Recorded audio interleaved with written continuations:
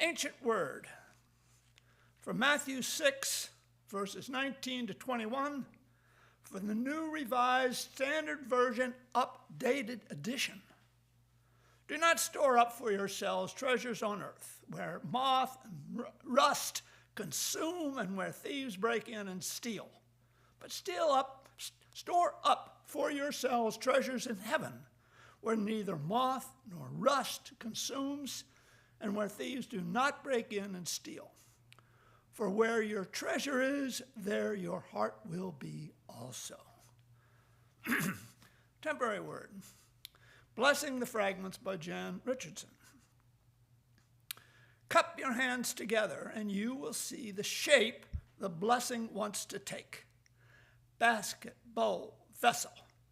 It cannot help but hold itself open to welcome what comes.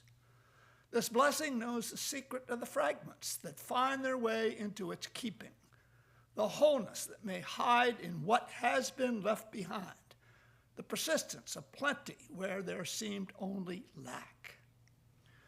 Look into the hollows of your hands and ask, what wants to be gathered there? What abundance waits among the scraps that come to you?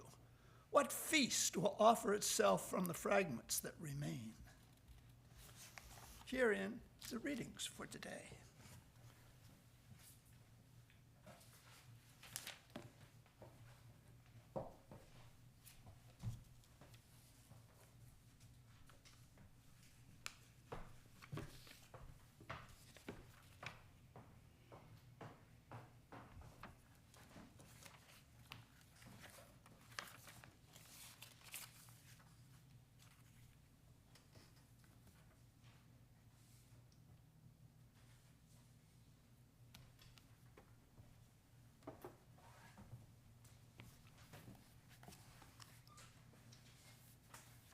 Well, there's a lot happening here.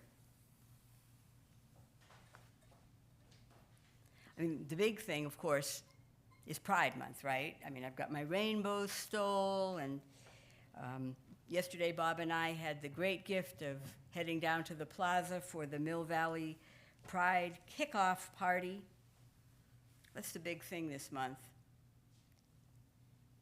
But we're not going to talk about it too much more today. There'll be more to come. Also, another big thing, our church, we're in the process of organizing ourselves.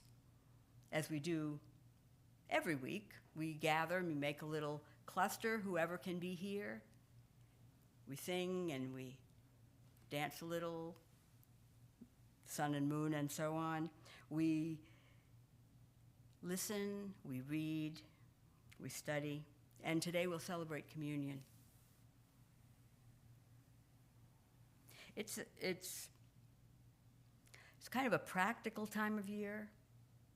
It's a time of year when we pull out our best insider talk, pledges and budgets and stewardship. You're not going to believe this, but someone in this congregation asked me to give 3 sermons on stewardship. 3. Here goes the first one. So I first heard that word stewardship when I was about 6 years old. They were talking about it at church as if everybody knew what it meant, and I had to ask my parents because everybody didn't know what it meant. I didn't, right? And so my explanation that I understood was that's where we promised to give money to the church. So that meaning sat with me for a long time, till maybe I was 14 years old or so. Confirmation class, we were talking about what it's going to mean to become essentially an adult member of the church. And somehow there was more to it than just the money that you promised to give. Because being a member of a church, really being the member of any community, is more than what you pay. It's a lot more than what you pay. In fact, without all the rest, the money would really be quite meaningless, because really the essence of what we give and what we bring is our presence.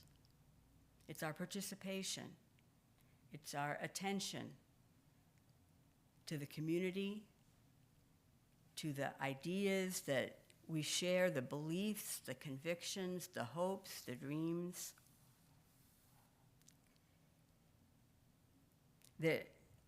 I don't remember at what time this series of words came into fashion, but there was this phrase, time, talent, and treasure. We heard about that treasure in our passage this morning.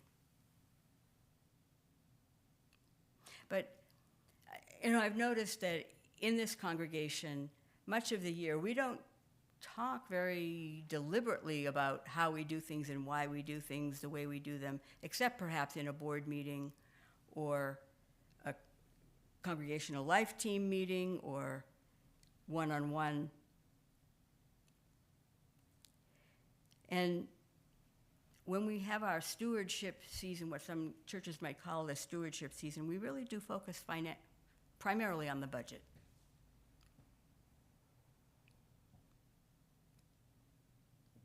So here's our first of 3 sermons about that stewardship.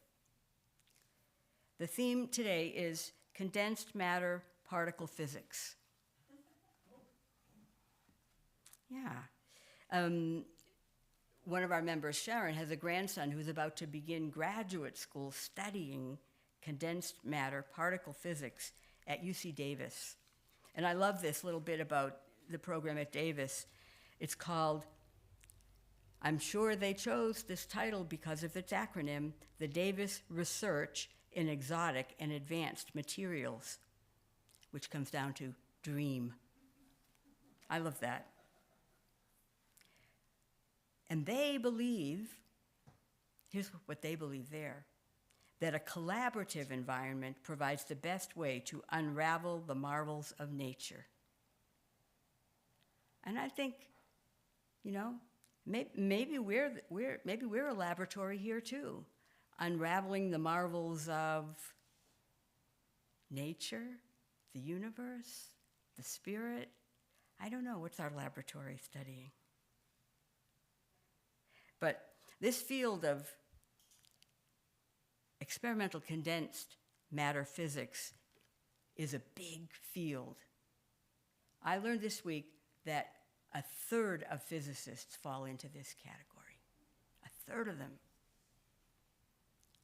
So, and that's the biggest subgroup in physics. And I'm not going to go through all the other ones because I don't know them. And if you think I've been reading a lot about experimental condensed matter physics this week, no, not really, but I've been thinking about it. And thinking about, what is it that they study? They study stuff, the stuff that the world's made of. And they ask questions, like, why is glass transparent? Why is oil slippery? Trying to figure things out. And I think that's what a lot of us come here to do on Sunday mornings. It's a place in our lives where we pause and we say, well, where am I today? Where am I this week? Where's my spirit? Where's my heart? Where have I been touched this week? What has meant the most to me? Where haven't I been able to be a positive force in the world? Now, there's a physics question, force, right? Motion. So it's one of those moments when we look at the stuff of our lives. Some people say that this field of physics is very useful because it's by studying, how electrons move, or how cold does something have to get before the friction stops. Very useful. The fundamental stuff that these physicists study has totally changed our lives. We wouldn't have our microphones and our screens and our cameras without this understanding of matter. And I think similarly, we wouldn't have this community if we didn't have some understanding of what matters here. What matters to you? What matters to me? What matters to all of us together?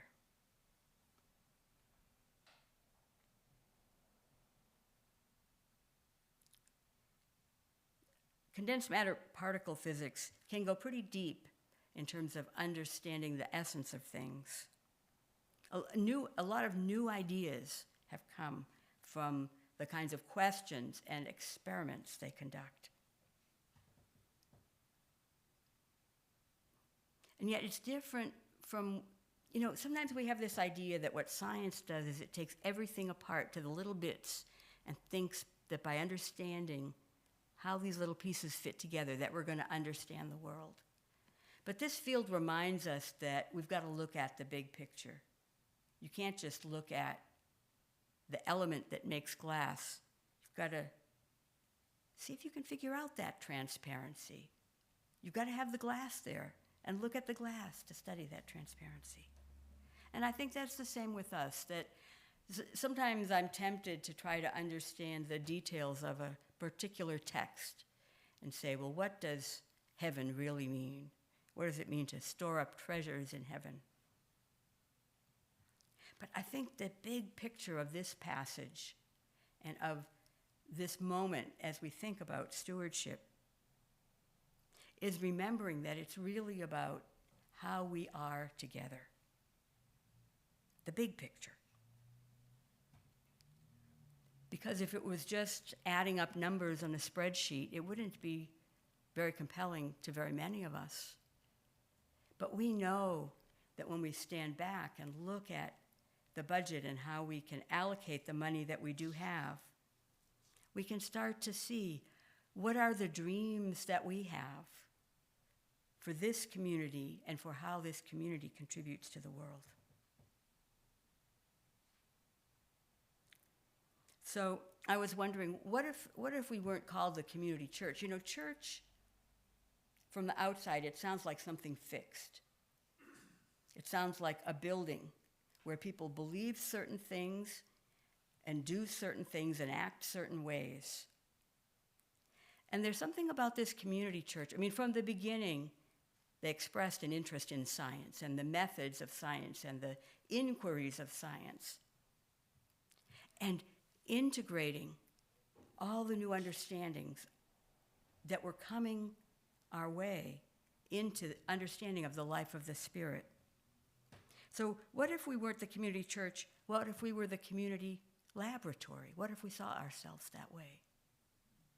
A place where we get to ask the big questions. We get to experiment. Well, let's try doing it this way. That was good. Let's try and do that way. Not quite as effective. A laboratory of the heart, of the spirit, of the mind, of the soul, of the body even. So I said you might think I've been reading a lot about physics this week, but no, actually the main thing I was reading about this week was brains. It's a book I found at the Mill Valley Library, which after I return it and Lucy reads it, and she returns it and Sharon reads it, you may be able to find it there. It's called Why Brains Need Friends. Why Brains Need Friends. Think about it. When we're trying to figure out how to live a healthy life, spiritually, to be sure, physically, we know about eating and sleeping and getting exercise. But the thing is, for your whole self to be healthy, all of us need social interaction. Because our brain doesn't work right if we don't have that social interaction. It starts to take things apart that we really need to make everything function. This is one of the reasons why grief is so hard. Because a social interaction that we have depended on, that has kept us healthy, is suddenly not here. And I just read the last chapter of the book, and in that chapter, they say it's not just our social interactions with humans, but also with our pets. So if you lose a dog or a cat, your brain notices that. Your brain is looking around for that companion. It's just a reminder that, admittedly, we may make fine plans about eating well and sleeping well and getting exercise, and maybe we don't do it perfectly. But we need to make plans about people too. And we don't have to do it perfectly.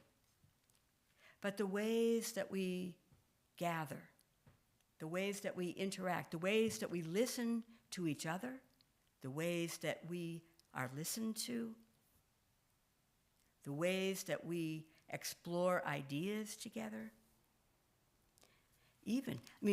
When people sing together, this has a profoundly positive effect on the brain, to sing with other people. No wonder people like choirs. No wonder every culture has singing, right? Even listening to music, instrumental music, is very positive for the brain. These human interactions are really crucial. So if we're going to talk about stewardship, it's an experiment. It's an experiment with the stuff of our lives. Sometimes useful things happen. Sometimes deep things happen. Maybe you remember a moment in your life when something connected with the church. Maybe it was in worship, or maybe it was doing a project together. But something touched you so deeply that you felt more than ever fully yourself, fully present, fully part of this big experiment that we do together. So I think that's the most important thing about stewardship, is the care, is the compassion, it's the humanity of it all.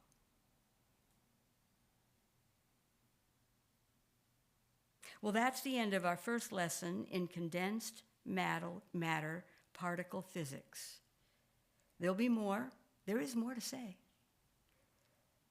But it just reminds me that when we come here, when we join together, when we make our financial commitments, our commitments to participate at whatever level we're able,